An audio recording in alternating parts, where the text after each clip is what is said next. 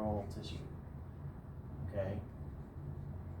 Okay, let's just say that this is the control tissue right here. Okay. Down below,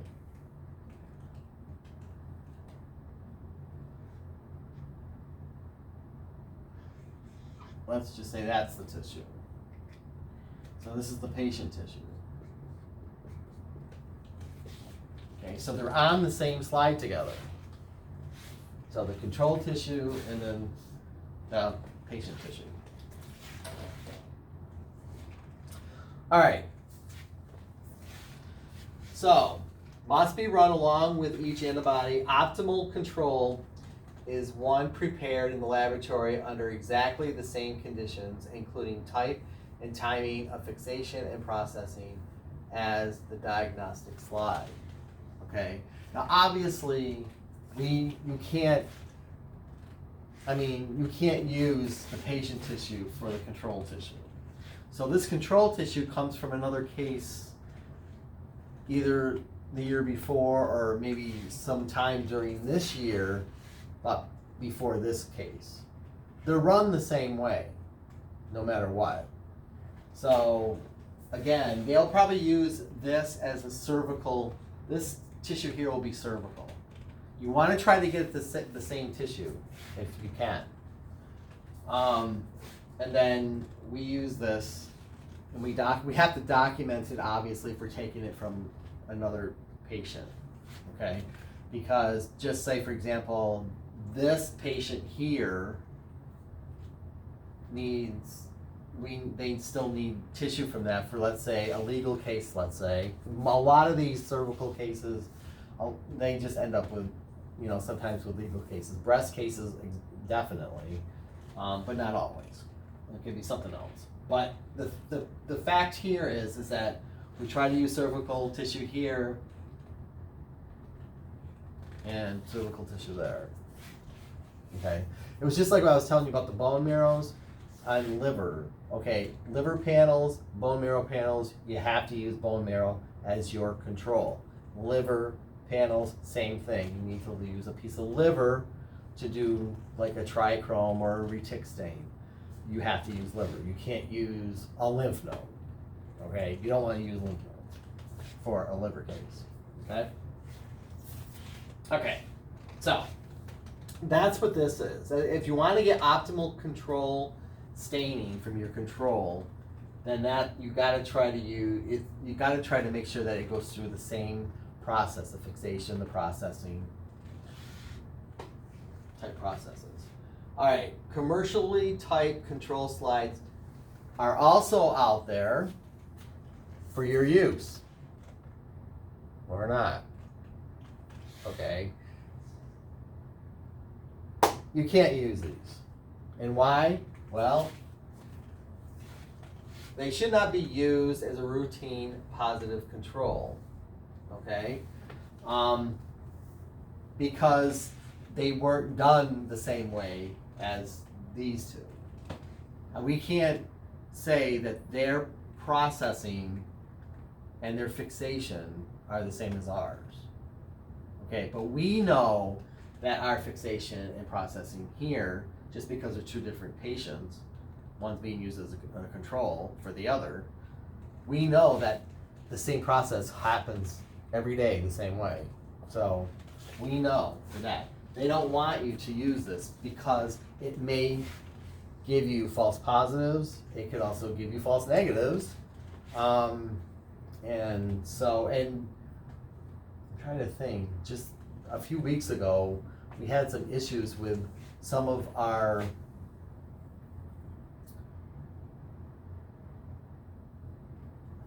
I'm trying to think of it was they were using some type of control from Vantana. And Vantana, again, is a very reputable company, but unfortunately, they were having problems with one of their control tissues staining. Okay. Now, does this happen the same with like special stains? No, we can use special stain control slides, and we are using more of them now because of the way therapy is going for patients, we can't seem to get the same gross tissue to use for our controls, so we have to buy them and use them. With immunos, you can do that with immunos too. You just can't do it with positive controls. We have our own controls for the special stains, but again, it doesn't fall under the same criteria as this. Okay, so we can use them for special stains, just not for immunos. All right, negative controls are run by substituting the primary antibody with either non-immune serum from the same species as the primary antibody, or the diluent used for the primary antibody. Okay, the diluent buffer, okay, comes with negative controls for immunohistochemistry. So if you're using, if you're buying a kit for this, then you can either use the non-immune type serum, or you can use the diluent buffer that you mix in with the serum when you make your concentrations up. Okay. If the diluent buffer is used, then the negative control will not detect non-specific binding of animal serum components. Okay, which is very important. You don't want it to bind and give you non-specific staining, because then it doesn't become a negative control anymore. You're running the negative controls to make sure that there isn't anything wrong with your staining. That's going on through the machine. Because if it does come out positive, then there's something wrong somewhere, and you've got to try to figure that out. All right, so blocking reagents. Okay, blocking reagents is something of very important. It's very important that you use, that you have to use it when you do use it. Okay, but blocking reagents there's two types. There's the use of hydrogen peroxide, usually a 3% hydrogen peroxide solution in absolute methanol. Okay.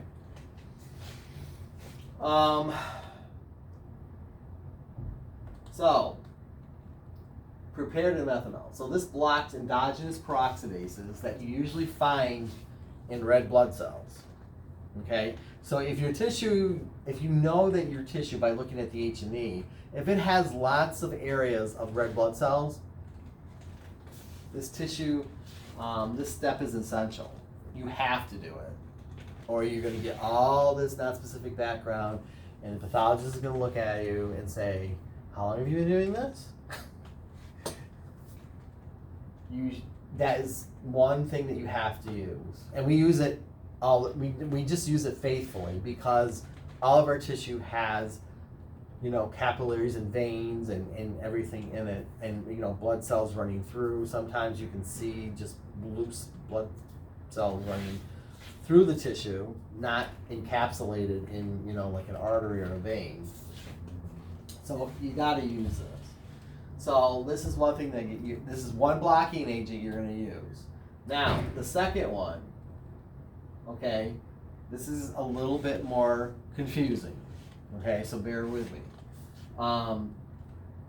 The second one is used to block non-specific background staining due to the result of antibody protein attachment to highly charged sites such as collagen and or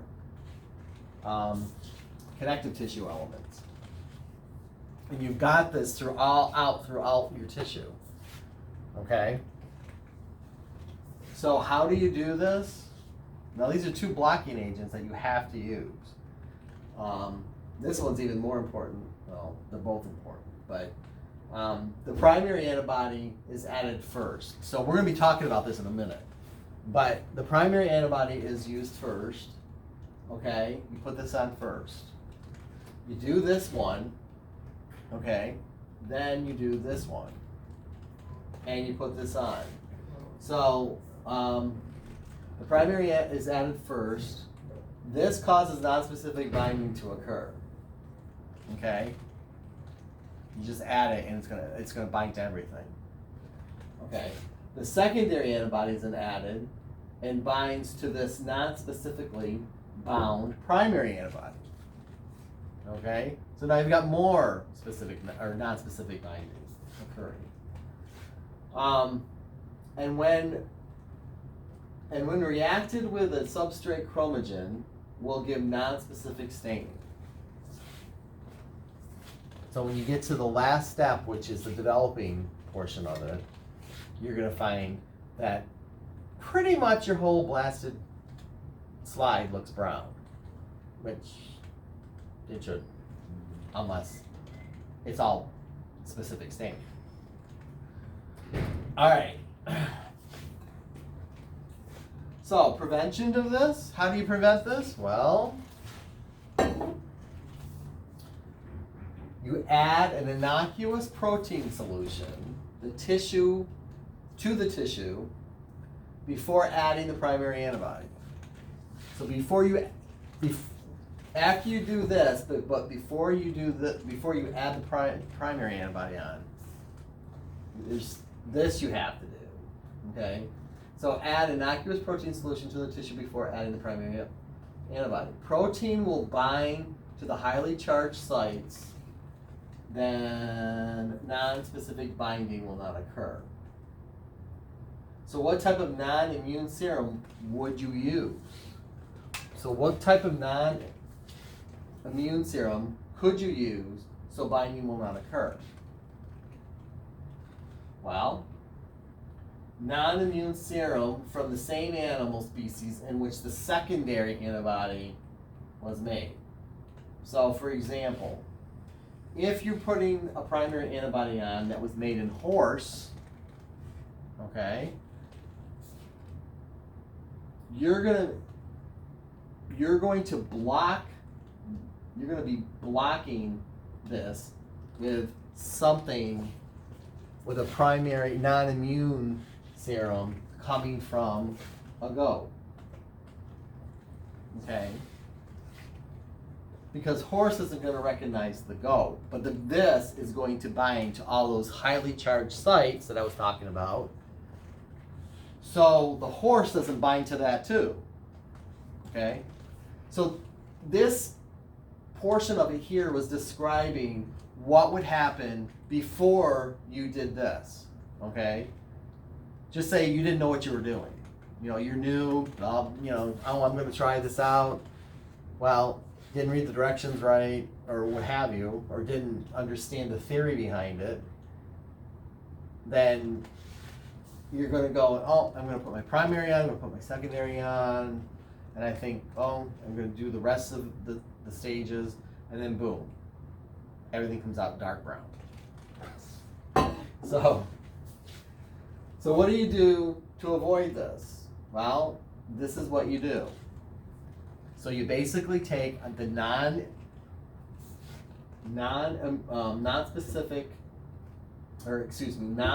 serum that you would use in your secondary, the animal that you would use for your secondary antibody. You would use that serum. Okay, so you just buy it. Okay, it comes in a kit, and you just use it. Just put it on. Okay. And I don't think you just put the serum on. I think you have to dilute it. But you put a diluted portion of it on. You let it incubate for however long it's supposed to incubate for, and then you rinse it off. Then you can put your primary in. Now hopefully I have some questions, because I don't know whether you're really understanding this. This is a little confusing, but it makes sense. Okay. Obviously, you're not going to want to take a secondary antibody made in horse because you're using a primary antibody-mediated hemorrhage. You got to use something different.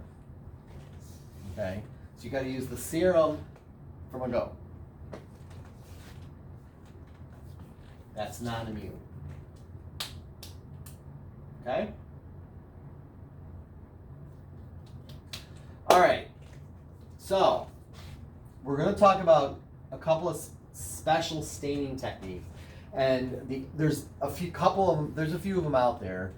The one that we're going to talk about today is the ABC immunoperoxidase procedure, and then the second half of the step is the avidin biotin peroxidase procedure. Okay. This is how it's done in 2 steps. Okay.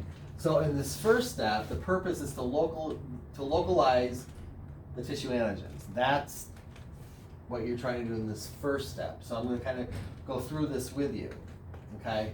So in this first step, okay, you're just going through all of all the different steps that you have to do. That means, everywhere from deparaffinizing all the way to blocking, then reagents with H2O2, then blocking with the non-immune specific type serum from the secondary antibody.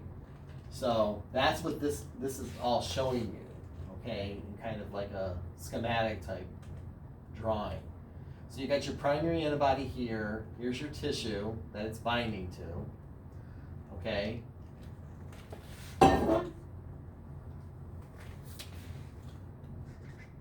Tissue. Okay. Okay. So after you block it with this, then you put on the primary antibody. Okay. Once you put the primary on, then you take your secondary. Now your secondary is, like I said before, it's got a biotinylated or a biotin tag hanging off from it. Okay. So that's what this is right here with these triangles. Okay.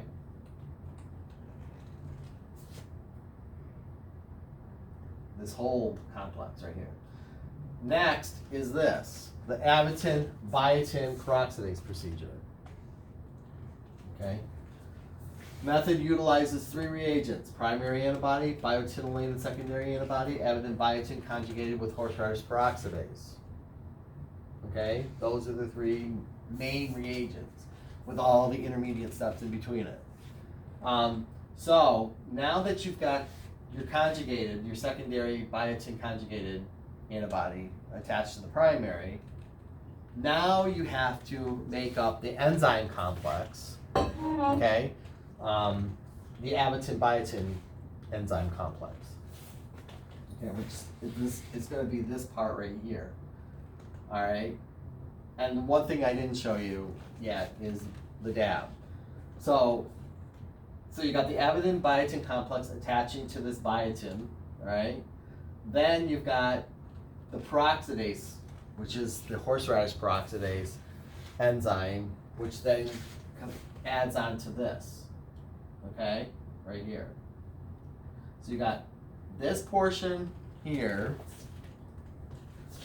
with the avidin, with the biotin, and then this has got the avidin added to it.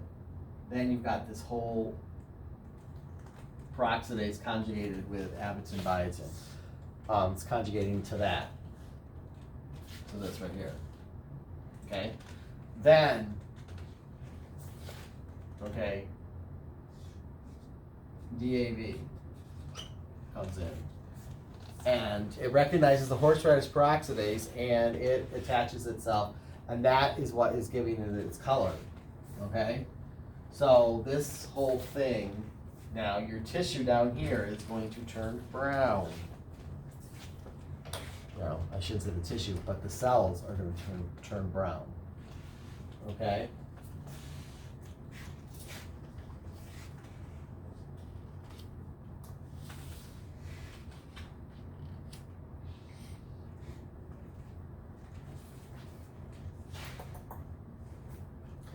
All right,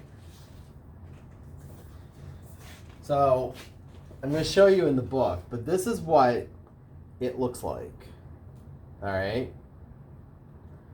So you've got this placenta, excuse me, not placenta, lung, okay? No, I'm sorry. Yeah, it is placenta. You got this placenta and you've got all these brown cells under here, okay?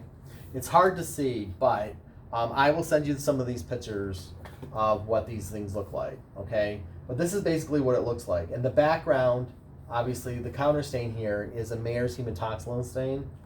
Some of the other pictures that I want to show you are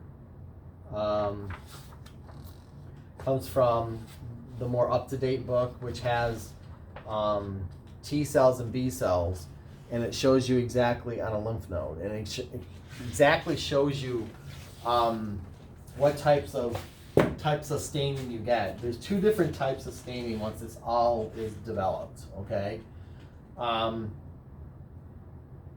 You've got nuclear staining, you've got cytoplasmic staining, or you've got both, okay? And in order to see that, that's why you have to counter stain with Mayer's hematoxylin, because if, for example, let's say it's just cytoplasmic and it's staining the cytoplasmic, the wall of the cell, where the cytoplasm is, then you'll be able to say the nucleus, not stained brown, but stained purple, okay? If it's just nuclear, okay, then the cytoplasm isn't staining, but the nuclear inside the cell is staining brown, okay? And if it's staining both, then the whole blasted cell is just brown. You can see, it's hard to see the nucleus because the nucleus is brown, and so is that. So is the cytoplasm. So it's hard to see. It's just like you colored it in with a brown Sharpie. So I'll send you some pictures of that so you'll have them, because I could use it on your test. I'll do that. And I'm trying to think of what else. What else is I think I've covered almost everything, but if there's something that you've read in your packets that you don't understand, please let me know. When we talk about it at our study session, then bring it up then. Or if if you've read up through this but haven't seen this video yet, because obviously you haven't seen the video yet, then once you've gone over this video and stuff that I haven't mentioned, please let me know, and we'll go over it. Okay? It really isn't that hard to understand. It's just that if you just read it and you have someone else explain it to you, then it can get a little bit complex and confusing. But it isn't that confusing. It's just a lot of steps, basically. Okay. All right. So that ends this portion of the immunohistochemistry. This is the end of everything. And again, just let me know, if you have questions on anything that you don't understand. All right. And we'll be talking to you soon. All right. Peace out.